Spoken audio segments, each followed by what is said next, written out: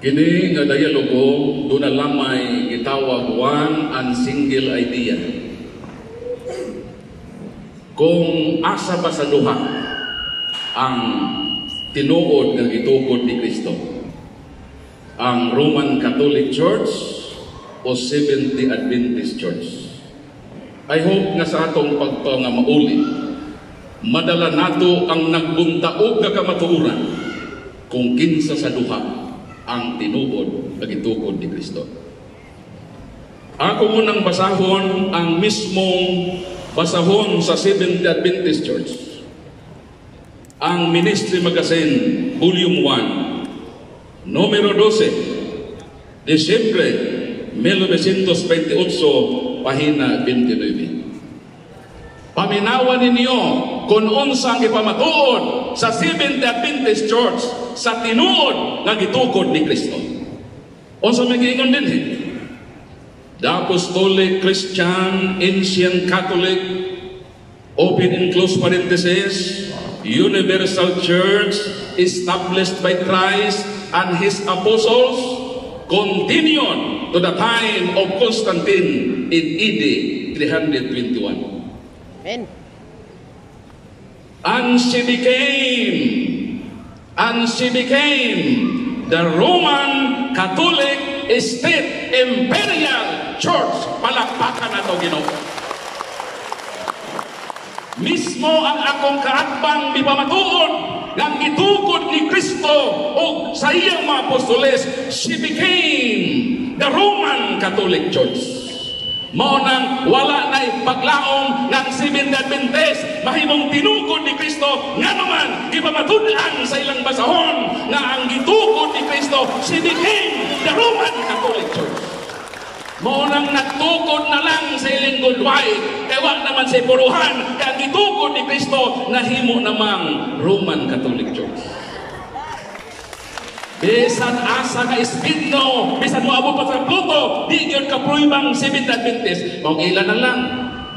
Timailhan, nagtuman-tuman ko no sila. Uy, kung ang basihan ng pagtuman, way laing tinuod, kung dili ang Judaismo nga relihiyon, kasi silang isuko. Naghatag sa palasyos nga argumento. Nga kuno si Kristo misulod sa sinagoga, batasan ni Kristo, mao kuno ang batasan pod na sumusunod ni Kristo. That is absolute and true. Kay kung mao ka na, ngano man nga si Bacalares niadto man sa Israel, wa man mo sulod sa sinagoga sa mga Hudiyo.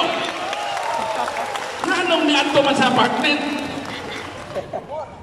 Kung mao nay argumento o sa kana kahagok ka ug huyang nga argumento ay patuon nato nga gitukod ta ni Kristo kay misunod ta sa batasan ni Kristo. Unsay prueba? Dinhi sa Lucas kapitulo, basahon nato. Nawag yun magkatunong sa argumento kining ato papinanggan. San Lucas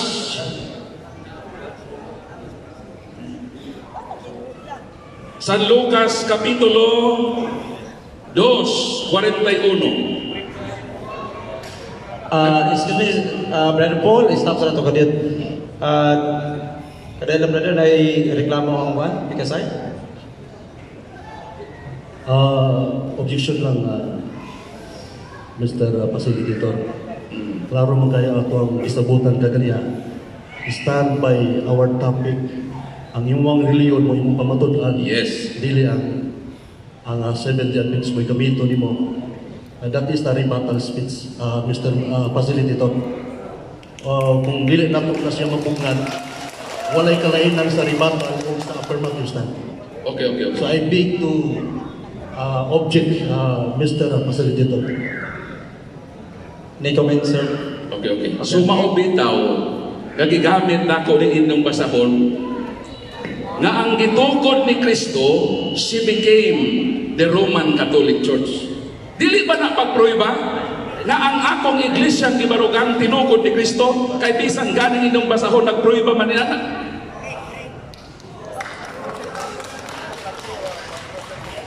Oh, ako nang gidawat. Okay, thank you. Ako may totoong introduction na akong gipasironhan nga Brother Paul Almia, with due respect, Paul Alima, I'm talking the facilitator, not you. Yes, yes. Let the facilitator, not you are not authorized to respond. I'm raising my objection to the facilitator, not you, Mr. Paul Alima. Di ba nga raw monitor sa ako? Okay, Iyan for a while. okay. For a while. Masab to na to. Dahil lang Brother Paul, nakastop pa atong time. Nag-raise of points on Seventh Adventist nga it seems sa rebuttal sa speech ng stand. Mangutana ko ni Brother Paul. Brother Paul, you will accept sa iyang stand? Yes, yes. Okay, so Mao gyud ang akong pagbarog dinhi nga i-pray ba nako nga gitugod ni Kristo ang Roman Catholic Church ngani sa akong intro ako nagigamit ang inyong basahon mismo. Nga nag-ingon dinhi the apostolic stop sa nato ang explanation. Gusto lang ko makaibalo sa kung dito accept man nimo nga dili rebuttal sa imo para dili to rebuttal. Stand na to sa Kung may imo. gusto nila ng akong pagbabarog ng Roman Catholic Church, kung yan ang debatan, okay na para sa ako. Okay. I-grant na itong ilang. Okay, nga lang ha, stand by sa akin, nakakuha na itong time. Dire, padoon, dire, kayo ang atong mic ko sa lakabong. Nabre, mic, mic. Ona. Patas.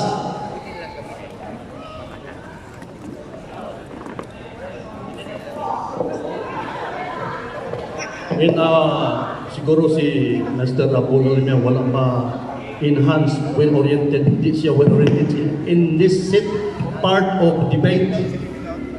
Do not drop names here. Argumento po tayo, Mr. Paul Alima. Nagamit kang Chris Bacalaris. Huwag kang ma-oriented sa set of debate. This debate is a legal type of debate. Do not drop names here. This is an intellectual debate based on argument and argument. Di ta mag-drop of names, dire kayo mubalos ni mapugos mo. Okay. Alakin nyo. Thanks, sir. Nakuha na ako ang point. Nakuha na ako ang part. Akong desisyon, Brother Paul, I respect your idea. Kanina naman nato nag-istrihan. So, let's move. Ang request sa Seventh Adventist, kanina na natin mag-drop of names to prove. I hope ingana po na may tabo sa inyo sa unyahan. Because, kini nga po. Brother Paul, may I overrule? Let's go sa atong pagpaparot. Wala. Paano ko sa mic? For fairness, dili ta maka-move kung ato na ipalis-balusan, no?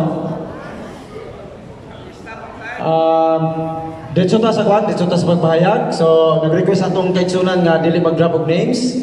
May I overrule? Let's go, Brother Paul. Ang atong oras nga nahabilin is you have 16 minutes and 30 seconds. Let's go. Ang tinuod nga simbahan nga gitugod ni Kristo, doon ay ecclesiological development. Maila nato ang tinuod nga simbahan nga gitugod ni Kristo. Kay dito kini nagsumikad sa Jerusalem o buot sa Ginoo nga ikaylap kini sa tibuok nga kalibutan. Sa ato pa ang Ginoo nagtukod o sa lamang kasimbahan nga kini mahimong universal o makaylapon. Tungod niini, ang Ginoo mismo mibarog tupad sa iyang apostol. Buhat Kapitulo 23 versikulo 11, ingon nga nagpamatuod ka kanako sa Jerusalem, kinahanglan nga magpamatuod kausab kanako dito sa Roma. Maunang ang simbahan doon ay gitawag the roadmap of the true church founded by Christ ng tinuod nga iglesyang gitugod ni Kristo gikan sa Jerusalem o kiniilugway sa Roma. Takdo pa kini sa kasaysayan sa Iglesia Katolika. Perting takdo Nganong gusto man sa Ginoo na ipaabot kini sa Roma? Tuba, Roma Kapitulo 1, versikulo 6 hangtod sa 8. Kamong mga taga-Roma, gipili kamo katawhan sa Dios, gipangga kamo sa Ginoo o gitawag kamo sa pagkabalaan. Versikulo 8. O diha kaninyo, reperade sa Roma, ang pagtuo mo kaylap sa tibuok kalibutan. Epestes himon in katanggilitay in holo to kosmo na ang pulong nga katahulos. Sa ato bang kabubuton sa Ginoo ang simbahan mahimong Katolika unsay gamiton ang Roma naman during the time ang Roma ang iyang scope is universal. Modang sakto ang giingon sa Marisa Iglesia Adventista. Namiingon sila the Apostolic Christian Ancient Catholic Church established by Christ. Naon sa daw? Established by Christ, she became the Roman Catholic State Church. Palakpakan na po. Dili na kayo mabangbang kining maong nagpuntaog kakamaturan ng gitukod ni Kristo na himong Roman Catholic Church. Pananglitan, si Brad Stalwart, anak mani ni Alfredo Ngoho Sr. Si Stalwart na anak ni Alfredo Ngoho Sr. na himong Katoliko. Ang pangutana sa dihang nahimong Katoliko, si Stalwart, di na ba siya anak ni Alfredo Ngoho Sr.? Anak siya, one and the same. Maungang itukod ni Kristo, giproibahan sa roadmap of the church nga maukini ang simbahan nga gi-extend ngadto sa Roma. Doon na po'y gitawag quantitative development of the church. Kung gusto niyo matrace back ang simbahang itukod ni Kristo. Unang Korinto Kapitulo 12, versikulo 28. Ang mga apostoles, mga unang membro sa iglesia sa Ginoo. Lucas Kapitulo 1, nagpili na sa Panginoon og laing 72. Sa pagka-Pentecost, buhat 1:14, 13 hangtod sa 15, nagtigom ang 120. Pag-abot sa Pentecost, buhat Kapitulo 2, 41-42, nahinugang na po ang 3,000. Buhat 5:5, nahinugang na po ang 5,000. Buhat 2:47, and the Lord added to the church daily such as should be saved.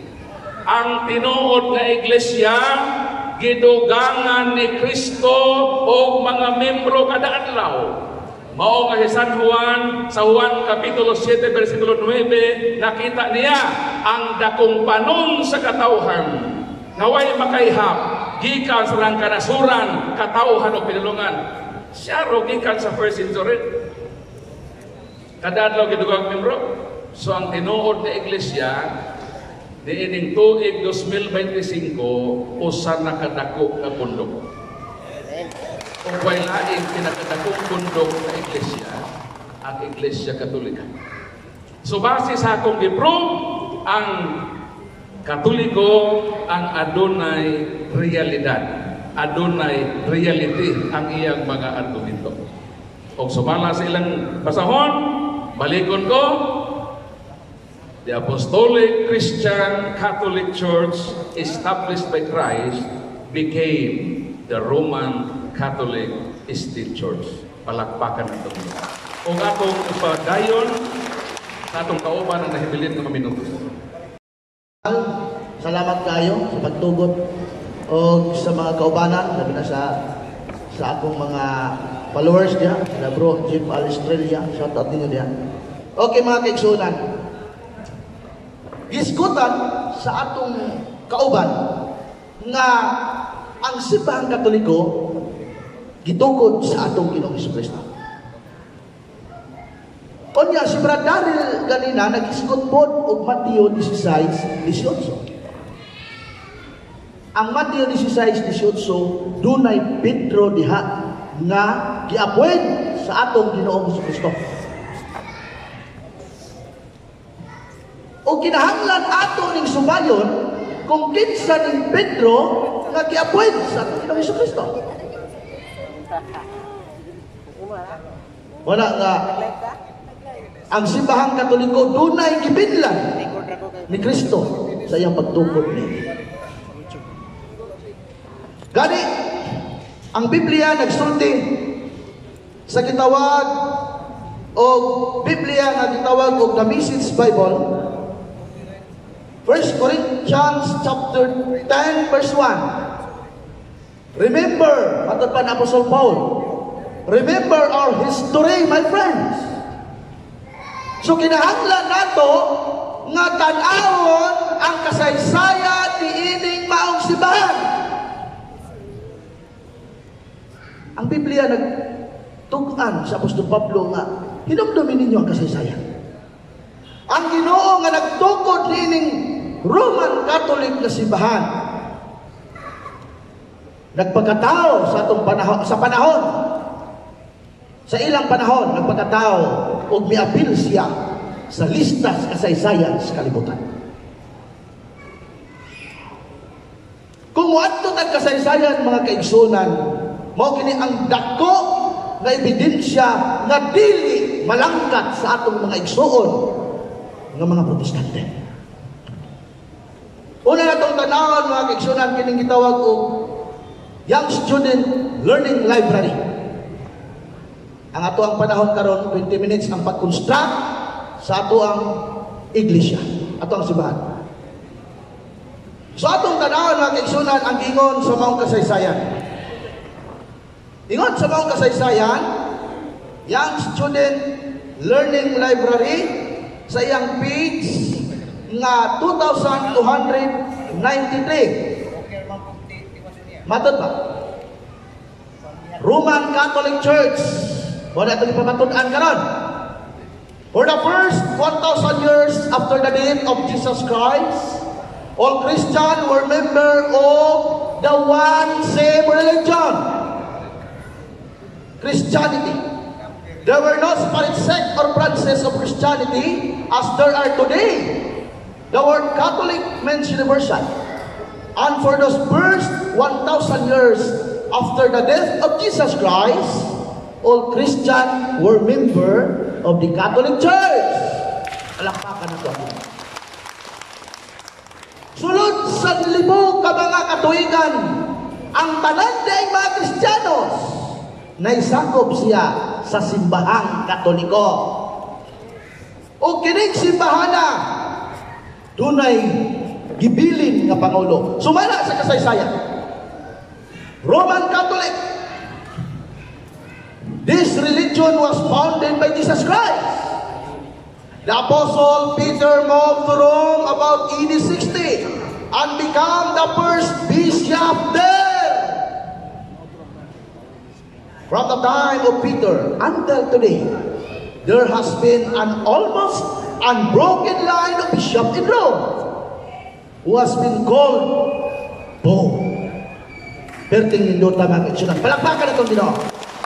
So ang simbahan nga gitukod ni Kristo, gipinla niya pangulo nga gitawag og Pope.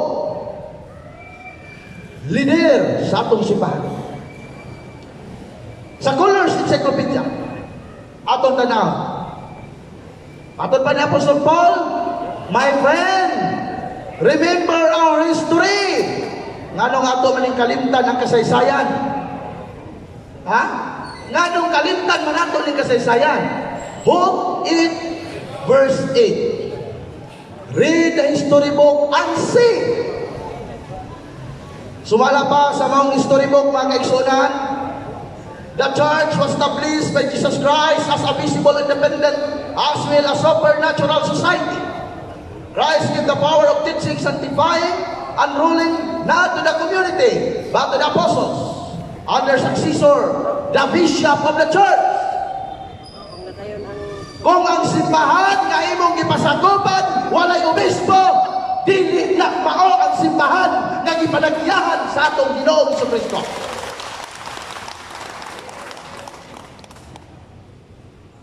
Buhat, Kapitulo 20, versikulo 28, Biblia sa mga Protestante. King James Version, atong tanaw. Unsay gingon mga kaigsunan sa buhat sa mga apostoles, kini wala atong Ginoong Jesucristo dinhi. Matod pa sa buhat sa mga apostoles, Kapitulo 20, versikulo 28. Atong tanaw. Ingon siya din eh, take heed therefore unto yourselves, unto all the flock, over the which the Holy Spirit has made you overseer, bishop, presbyter. Unya sa ingon, to feed the church of God, which He has purchased with His own blood. Ang simbahan nga gipakamatyan, giulaan sa atong Ginoo sa iyang dugo, gibutangan og mga obispo. Gibutangan og mga obispo. Gani sa Hebreo Kapitulo 3 versikulo 1, si Kristo Pangulong Pare. Imposible po na si Kristo Pangulong Pare ang iyang simbahan way mga pare. Tito Kapitulo 1 versikulo 5 atong tanawon. Ingon ang Tito Kapitulo 1 versikulo 5, nagibilin ko ikaw sa Krita aron butangan mo og tagsa-tagsa ka mga pare ang mga syudad. So kang imong simbahan walay nakalinya nga mga pare, questionable siya makaigsuna. Pinadayag Kapitulo 5, Kapitulo 1 versikulo 5 ngadto 6. Matod pa ni Apostol Juan, gihimo kita niyang gingharian sa mga pare aron pag-alagad sa atong Dios.